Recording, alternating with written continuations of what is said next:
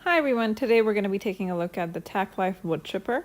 So as always, let's go ahead and take everything out of the box and lay it in front of us so we know exactly what's included, and then it's much easier to follow the instructions. So we're just taking everything out, and we're going to continue with assembling the base, the legs first, and then putting on the wood chipper, the orange body on top of the legs.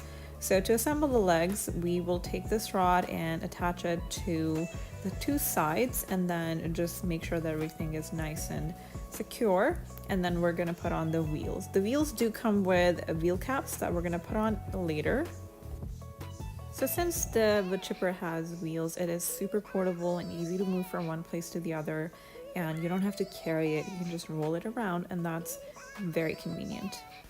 So now we're going to go ahead and flip it over and install the wood chipper on top of the base and make sure that everything is nice and secure. Once that's done, we're just going to go ahead and put on the wheel caps on the wheels so they're good to go as well. And then after that, all we need to do is plug it in and it's ready for use.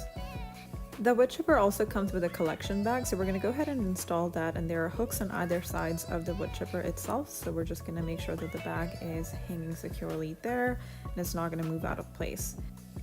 So in terms of features, this wood chipper has overload protection, which is a great feature to have. It also produces 460 Newton meters of torque, only 94 decibels of noise, which is not too loud for a device of this magnitude and the work that this is doing.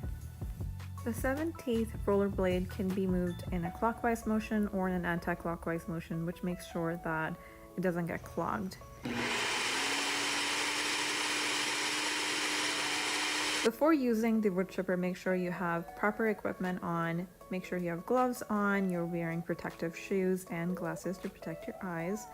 In terms of the diameter of the branches that this wood chipper can be fed, do not go over 1.77 inches. That's the maximum this can take. And it does come with a push pedal, so that makes it easy to push them down and also very safe.